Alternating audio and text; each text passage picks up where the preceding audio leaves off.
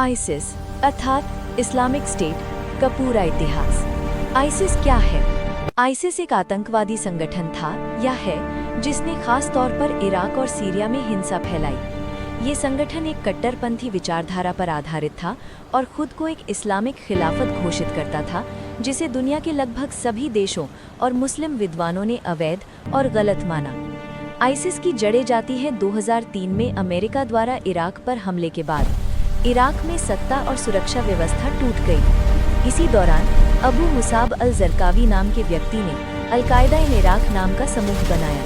ये समूह विदेशी सेनाओं के खिलाफ लड़ने का दावा करता था, लेकिन आम नागरिकों पर भी हिंसा करता था। अल-कायदा से आईसिस तक 2006 में जरकावी की मौत हो गई। इसके बाद संगठन का नाम बदला गया इस्लामिक स्टेट ऑफ इराक यानी ISI। 2011 में जब सीरिया में गृहयुद्ध शुरू हुआ तो इस संगठन ने वहां भी अपना विस्तार किया। आईसिस नाम कैसे पड़ा?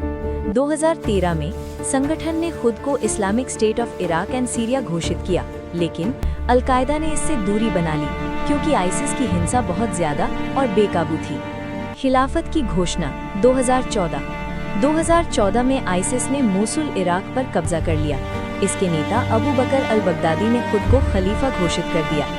ये कदम पूरी दुनिया के मुस्लिम समुदाय ने खारिज कर दिया। शासन और अत्याचार। आईसिस ने जिन इलाकों पर कब्जा किया वहां सख्त और अमानवीय नियम लागू किए, महिलाओं, बच्चों और अल्पसंख्यकों पर अत्याचार किए, शिक्षा, कला और संस्कृति को नष्ट किया। इन्हीं कारणों से इसे पूरी दुनिया ने आतंकवादी संगठन माना। दुनिया की प्रतिक्रिया।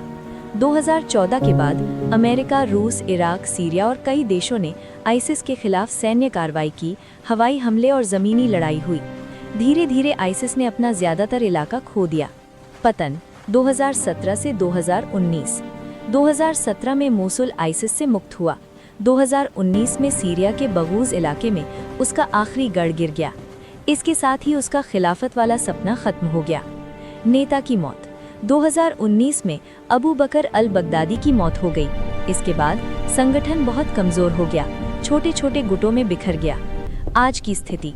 आज आईसिस के पास कोई बड़ा इलाका नहीं है, लेकिन इसके बचे हुए समर्थक कुछ जगहों पर हिंसा की कोशिश करते रहते हैं, इसलिए दुनिया अब भी इसे खतरा मानती है।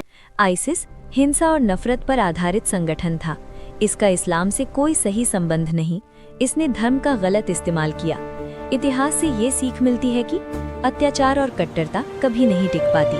आईसिस कट्टरता का उदय। 21वीं सदी में दुनिया ने कई हिंसक संगठनों को देखा, लेकिन आईसिस ने जिस तरह की क्रूरता और भय फैलाया, उसने पूरी दुनिया को झकझोर कर रख दिया। ये डॉक्यूमेंट्री आईसिस के जन्म, विस्तार और पतन की कहानी है। 2003 में इराक पर हमले के बाद देश में अस्थिरता फैल गई।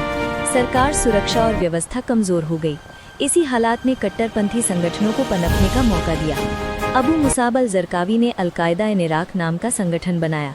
ये समूह अब हिंसा और डर के जरिए अपनी पहचान बनाना चाहता था।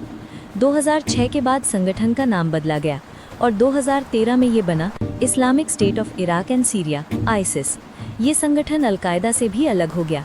2014 में आईसिस ने इराक के मोसुल शहर पर कब्जा कर लिया। इसके नेता अबू बकर अल-बगदादी ने खुद को खलीफा घोषित कर दिया। Text on screen. दुनिया के मुस्लिम विद्वानों ने इसे पूरी तरह खारिज किया।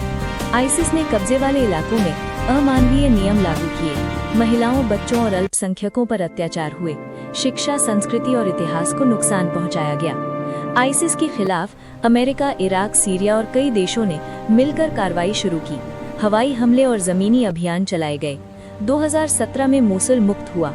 2019 में सीरिया के बगूज में आईसिस का आखिरी इलाका भी खत्म हो गया। इसके साथ ही तथाकथित खिलाफत टूट गई। आज आईसिस के पास कोई बड़ा क्षेत्र नहीं है, लेकिन इसके बचे हुए गुट अब भी खतरा बने हुए हैं। आईसिस का इतिहास ये सिखाता है कि नफरत, हिंसा और कट्टरता कभी स्थायी नहीं होती। शांति, शिक्षा और समझ ही दुनिया को सुरक्षित बना सकती है। ज्ञान ही सबसे बड़ा हथियार है और शांति सबसे बड़ी ताकत।